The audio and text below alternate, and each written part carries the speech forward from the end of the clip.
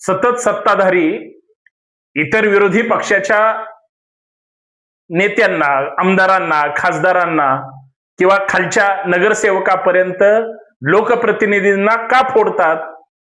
का त्यांना दुसऱ्याचेच पक्ष फोडायचे? म्हणजे एकनाथ शिंदे साहेबांना उद्धव ठाकरेंची शिवसेना का संपवायची आहे?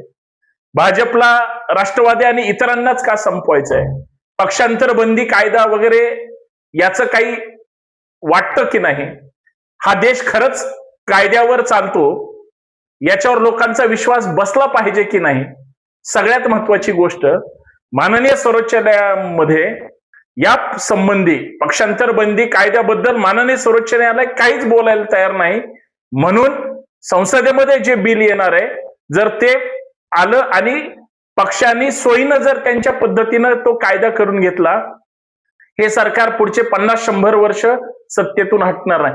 हरकत नाही, सत्तेत कोण असावं जनता ठरवणार आहे. पण मला एवढंच म्हणायचंय, आणि ही गोष्ट बारकाईनं लक्ष देऊन ऐका. महाराष्ट्रामध्ये 288 आमदार आहेत, 48 खासदार आहेत.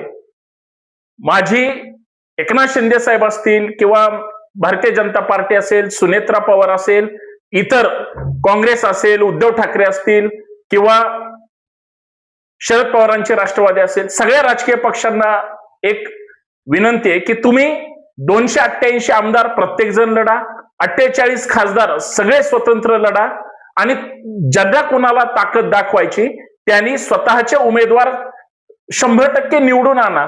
म्हणजे तुम्हाला इतरांचे पक्ष फोडायची गरज नाही. म्हणजे महाराष्ट्रात जे घाणेरडं राजकारण सुरू आहे आणि ज्या पद्धतीनं राजकारणाचा दर्जा फक्त गद्दारीवर, पैसेवर विकत घेऊन हे जे चाललंय, हे स्थानिक स्वराज्य संस्थेपर्यंत हे सगळं लोन येणार. आणि मग त्याला ऑपरेशन टायगर, कधी ऑपरेशन कोल्हा, कधी ऑपरेशन लांडगा, असे वेगळे वेगळे नावं देण्यापेक्षा जर स्वतः प्रत्येक पक्ष 100% आपल्या आपल्या जागा लढला आणि जर त्या निवडून आल्या, तर मग दुसऱ्यांचे पळवापळवीचे धंदे किती दिवस करायचे? म्हणजे माझं हे ठाम मत आहे आणि कदाचित महाराष्ट्राला हे मान्य पडेल. तुमचं काय मत आहे? नक्कीच कमेंट करून सांगा. कारण माझी इच्छा आहे की जनतेने सुद्धा बोललं पाहिजे. तुमच्या मतावर हे सगळं ठरतं, आणि ज्यावेळेस तुम्ही निवडून देता आणि तो तुमच्याशी गद्दारी करतो, तुम्ही ज्या पक्षचिन्हाला बटन दाबून त्याला निवडून दिलेला असतं, तो दुसऱ्याच कळपात जातो. हा तुमच्याशी सुद्धा केलेला मतदारांशी हा द्रोह आहे. कारण पहिली वोट चोरी केली आणि आता लोकप्रतिनिधींची चोरी होतीये.